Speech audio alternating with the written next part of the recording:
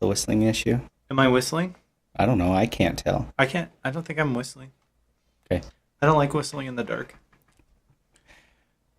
That's probably the only way anyone would ever find me. Yeah. So you were saying something about want to get some pickles after the show. Oh, yeah. Why not?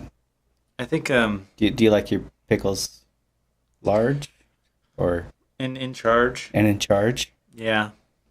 I think that's the way to get pickles is and spicy? large and in Full, charge. full of spice? Sugar and spice Um, and everything nice. no, then you're talking about a sweet pickle.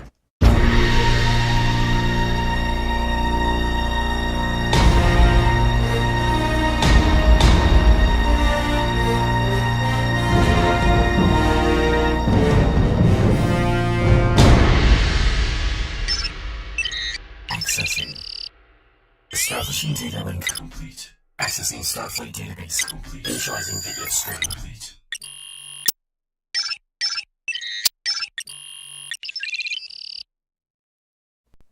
Whoa. Whoa. Welcome Whoa. to the War Factor. That was an excellent intro. This is what happens when you're on a Galaxy-class starship with the latest and greatest technology from 1994. That was brand new information. I have not heard it before. That was great. Ian, Yes, that is your name? that is my name. Ian, Yes. that is your name. Uh-huh. Welcome to the War Factor. Hey, thanks. Thanks Ian? for having me. Ian is going to be a permanent fixture of the show moving forward, which I myself have not done a show in like 3 years. But I got to talking with this gentleman right here. And Yep. the first thing I want to do, this is a sci-fi show, branching this out a little bit, but rooted in Star Trek. Mostly Star Trek topics, conversations will be on here. But Wait. This is a Star Trek show? Then yeah, I wore the wrong shirt then. This isn't the right. oh, sit down. Oh. Oh my God, Oh. get that off the screen. When you send out people memos, and they get hacked by Russians, and what happens is they change it and they say wear a Star Wars shirt I didn't get the memo. to a Star Trek show. They intercepted the email then. Damn Ferengis. Are you sure it wasn't the Empire? I don't even know what you're talking about. Oh. Wrong show. Sorry. Hey, after 40 years, this is what I know. So Ian is 40 years old. Not today, but sometime this year he turned 40. And he has never watched a single, not one, episode of Star Trek The Next Generation until when? Oh, geez, probably just a couple months ago. Maybe less than that. Maybe about a month ago. Just started watching and trying to see what the hype was about. Thanks to Marshall, I was able to find where to start. I think that was probably my biggest problem with trying to get into Star Trek. The 40 years I've been on this earth is trying to figure out where to begin. I mean, there's so much there. So is that barrier to entry for non-Trek fans who may want to become Trek fans? Absolutely. I mean, it's so overwhelming. I mean, with being a Star Trek nerd, you know where to begin. There's. I mean, right now we're only up to episode 7. With a couple of ancillary shows around, but Star Wars, you mean? I mean, Star Wars. Thank you. With Star Trek, you don't know where to begin. You for me, I always want to try to start at the beginning, which means the original series in the 60s. Yeah, and I can tell you as somebody who has watched just about everything Star Trek related that's ever been made, and that may be a slight exaggeration, but not by far. That's probably not the best way to go in today's world. Well, and I do have to say that I tried. I tried to start with the original series. When did you try? It was probably a year or two ago, and I quickly I couldn't do it. It was just too. So you generally lost interest. Yeah. In Trek because the original series it's old, okay? and the acting is cheesy. But as somebody who doesn't understand Star Trek, that could be off-putting initially coming in. So Well, I can see that as being an issue. Right? Exactly. I mean, that was where it started off with. I mean, it was extremely cheesy, to the point where you were almost embarrassed for the actors and the characters of the show. So William Shatner. I just had to stop, and that's Bill? where I took a break. And Bill, I know that you try and do your best, but you're from Canada, and it just didn't cut it for Ian. no, So what did I tell you? you gave me some pointers, told me to start with Next Generation, which was a good place to start. I remember, as a kid, seeing Next Generation on TV. Didn't really watch the episodes, just watched it in passing, but just never really got into it because I always felt like I wasn't there from the beginning, from the original series, so I wasn't sure if I could really start right in the center, what I felt was the center. And you would be wrong because, and we had a conversation about this earlier because of some internet disruptions that are being caused right now because of Doctor Who. Right. And one of the cool things about Star Trek is you can literally change locations. You can be a ship show. It could be a space station. It could be, they could even do something like on like an Academy show. You could do so much different stuff, and you could change up the types of characters, who the lead is, all those kinds of things for each new iteration, which Star Trek has done for the most part. For many of their shows, obviously they don't have the same people playing the same characters forever. Right. So, and on the different TV shows, that's what they've done. Each different show had its own crew. So that means that you can technically start with any of the shows. And the reason why I recommended The Next Generation is because I think it was at a point where Star Trek started really coming into its own in terms of mass appeal, I think. And for somebody who's into science fiction already, I figured that was probably going to be the most palatable for you to start with. And once I got you to dip your toe in it, I can probably convince you to watch the other episodes, the other series that were created. Yeah, I mean, you helped to push me through it. Obviously, when I started watching Next Generation, the first series, or the first season, it just it was really difficult to get through. I had the same moment, the same feelings I had when I first started watching the original series from the 60s of, geez, this is really cheesy.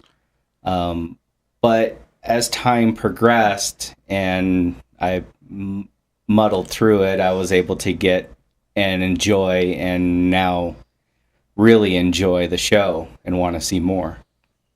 So Ian, and I told you this going into it, the season 1 of Next Generation is a little tough. And the show doesn't really find its bearings, in my opinion, until around season 3. But season 2 has some really great episodes, and I think things kind of start to gel in season 2. And I asked you to hang on, and you have. You've done a great job. And I'm glad that you're starting to enjoy it past season 1. And we'll talk about some specific episodes, etc., coming up in the next iterations of this Ian Watches Star Trek sub-series on the Warp Factor. Because we're going to be checking in on Ian and checking on his progress throughout the seasons, different episodes he likes, doesn't like, reasons why, etc. And we might have some disagreements. Well, just being able to see it for the first time at my age, at 40 years old, I mean, and especially coming from a Star Wars background, that's been my bread and butter. I was born the same year that A New Hope came out, so it's been around 40 years, and so have I. So it'll be interesting to see, and I'm excited to see what else is coming now that I've gotten through seasons 1 and 2. I'm really starting to get into the characters, into the dynamic of things, and I've asked Ian to hold off watching anymore, so that we could start doing this show and bring this. So we'll do some episodes here coming up on seasons 1 and 2 of Next Generation that Ian has watched. Talk about his thoughts on some of those. And then we'll allow him to continue watching Star Trek, and he will come on a fairly regular basis. I'm hoping to get new episodes out each week at least to talk about Ian's progress through his Star Trek The Next Generation watching. The other thing is, I wanted to just mention this. The other reason why to suggest something like The Next Generation is because the other series, Deep Space Nine, Voyager, those two run in the same timeline as Next Generation. A lot of things will kind of cross-pollinate, I guess, between those series. Yeah. Now, Voyager takes place on the opposite side of the galaxy, but there's still some reference material that's helpful to have watching something like Next Generation. It's kind of the core of those other two shows. Enterprise, which is the show that came after Voyager, is actually a prequel to the original series, so that's a whole different thing. And we'll also be checking out the Star Trek Discovery as that comes out, and we'll probably talk about Orville on here too, right? I'm excited about that. That looks really good, and Seth MacFarlane, just love his work, so I think it's really going to be a great thing to talk about and bring some comedy into this as well. And I guess one of the nice cool things about the Orville show that's got me excited is we have a lot of Star Trek people already on board on that, and that kind of, it feels like it might actually even be more Star Trek-y than Discovery. That's going to be, having people that have worked on it before is going to give it some authenticity. I feel it's going to give it I think it's going to appeal to, the Star Trek purists and being able to kind of dive into it and have some familiarity, but be completely different. Right. And that's not to diss Discovery, okay? Now, Discovery's had its issues. Anyone who's been following that whole segment, I have a whole rant I can go off on about that, but we'll probably save that for a separate episode. Right now, we're just talking mostly about Ian and his 40 years of life on this planet without watching a single episode of Star Trek. What the F, Ian? Well, and a big part of that is just knowing where to start, like we talked about, and right. You gave me pointers. Other people that I know that are Star Trek fans also kind of validated exactly what you said, is if I can get through season 1 and on to season 2, that I would really start to enjoy it, and it's true. It's made a huge difference getting on into season 2. So, absolutely, right. And it only gets better from there. So, season 2, they had Gates McFadden replaced by, I can't remember the lady's name, but the Crusher replaced by Pulaski. That's it. So, and you get Crusher back in season 3 and through the rest of the series, which is cool. So you're even not at full power yet, in my opinion. So. No, and I'm ready. I'm ready to start watching more and doing more of these. Entering some opinions and some thoughts into Warp Factor, and being a first time watcher of this series. I'm really kind of excited about that. And I think I might be more excited for you than you are excited for yourself. So it's going to be cool. Absolutely. I think it'll be a good time. It'll be fun. All right, Ian, well, I think we'll call that a show. Yay. So I guess, people, this is Marshall and Ian, and we will be back with a new exciting episode coming up some other time soon, around there-ish. Yay. Let's do this. I'm excited. Let's make it happen. All right, and if you liked what we're doing here, please leave a comment, like the video, and subscribe to the channel if you have not already. And I guess I gotta find a Star Trek shirt to bring. Yeah, we're gonna have to correct that, sir. I don't. This I don't is not own the any. Star Wars show.